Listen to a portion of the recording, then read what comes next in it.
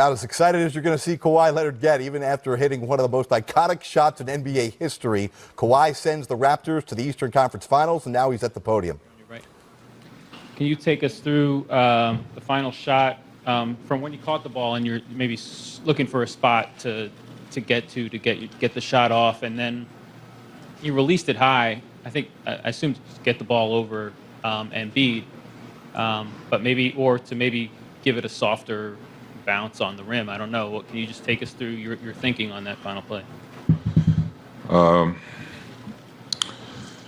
We ran a similar play during the Magic series, and I ended up just shooting the ball, and it was probably about like 3 seconds. So I just remember that moment and knowing that I had time to at least pump fake or take a dribble.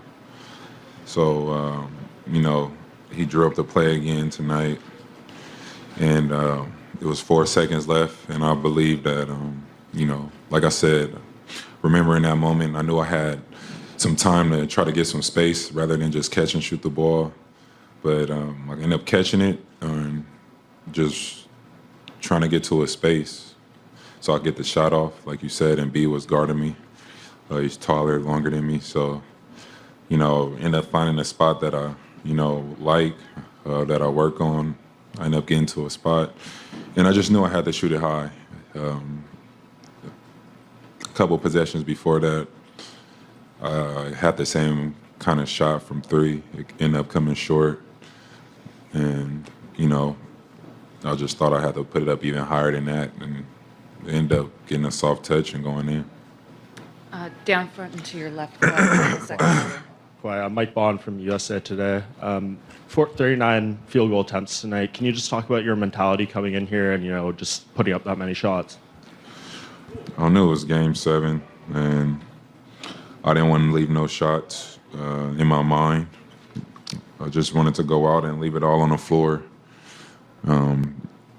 This could have been my last game for the season, and I would have had to wait 4 months to put another shot up in a game.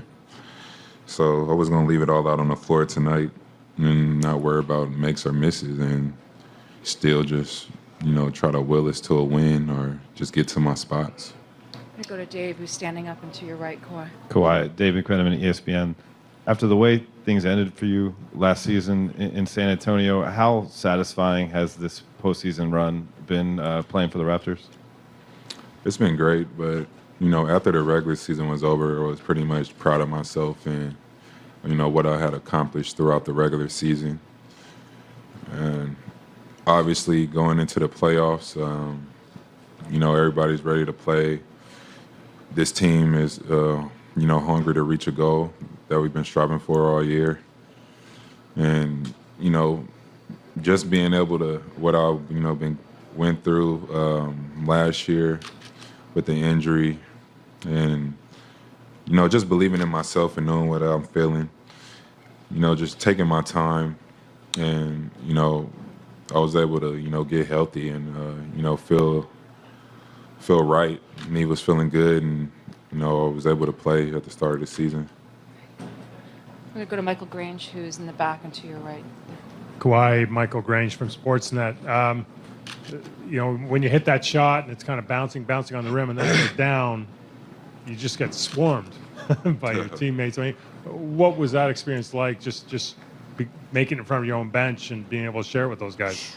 It was great. That's something I never experienced before. Game 7, game-winning shot. So it was,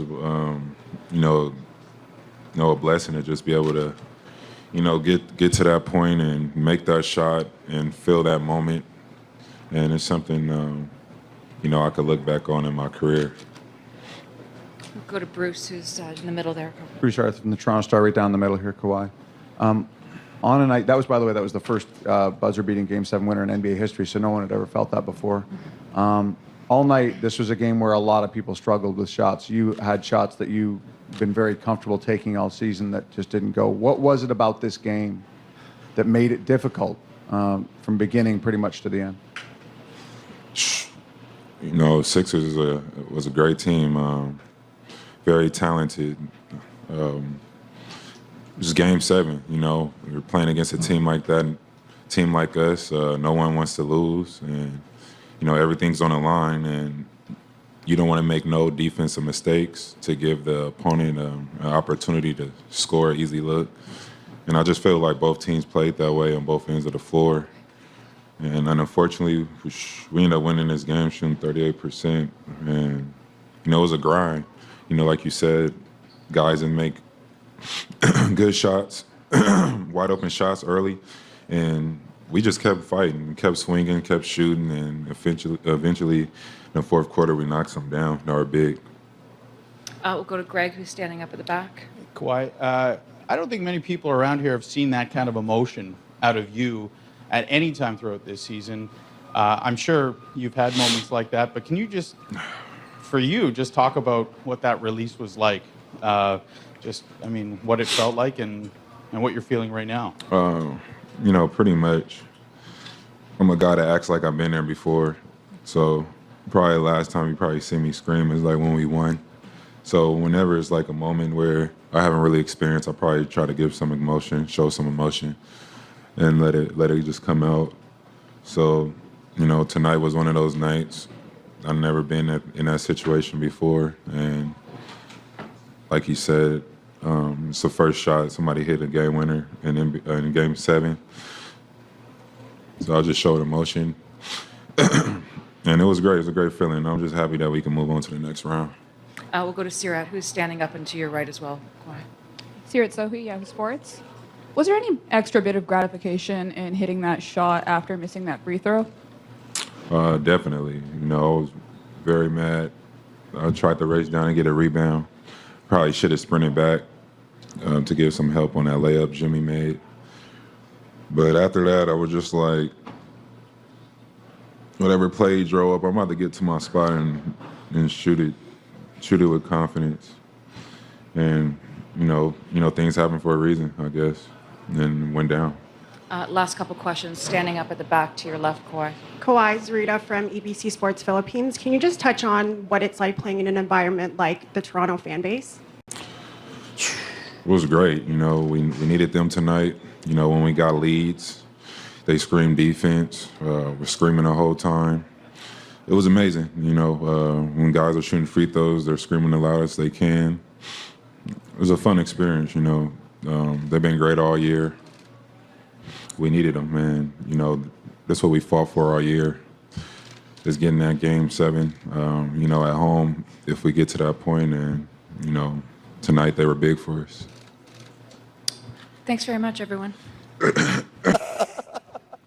Bruce, down into your right, Kyle, Bruce Arthur from the Toronto Star.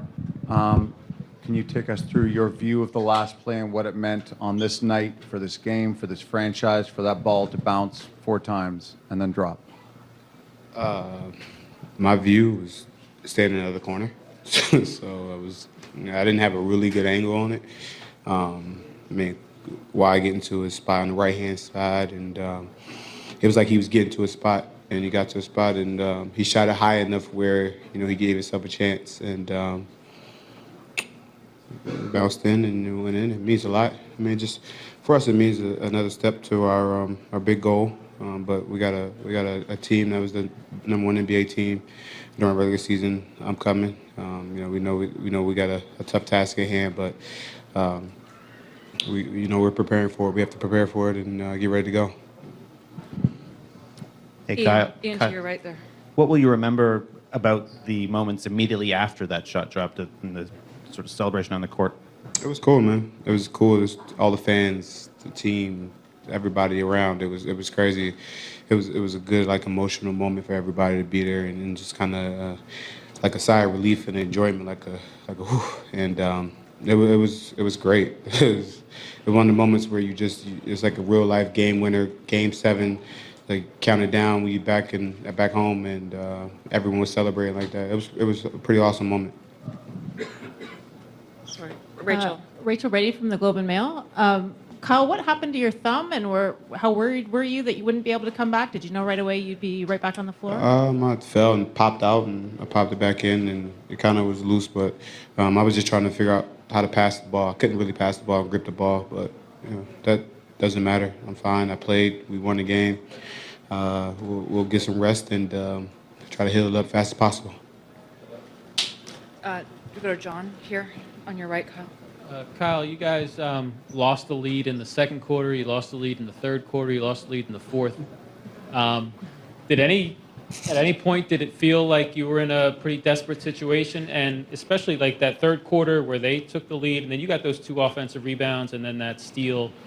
Were you feeling like we're in a desperate situation right now? We felt like we were in a desperate situation from the tip and from the game jump ball. And, we felt we didn't play well offensively. We played really good defensively. We got back in transition. We gave up a lot of leads and we did a lot of things that we usually don't do. I mean, we only won 1 quarter. Yeah, we won 1 quarter. I mean, we did a lot of things that we could have done a lot better, but we found a way to win the game. That's all that matters. Anyone else? Ian, we'll go to you on the right, and then we'll take the last couple questions. Thank you. Kyle, you guys know what you're getting in Milwaukee, but what jumps out at you from what you've seen from them in the postseason so far? They've been pretty dominant. Giannis is playing the way he's playing. I think one of the keys is Eric Bledsoe. He's been playing unbelievable. Pat Connaughton been playing well. They're getting Brogdon back and Middleton. They got a lot of weapons and they're pretty deep, but they shoot the ball. They shoot the ball as well as anybody in the NBA. And then they got the one-man fast break and Giannis, and they got a point guard who's really, really good and physical. They got George Hill coming off the bench playing well. I mean, they got a lot of weapons, but we got to prepare and look at every situation that we have to take advantage of and prepare in every game and just go out there and do our job. Thank you. Thank you.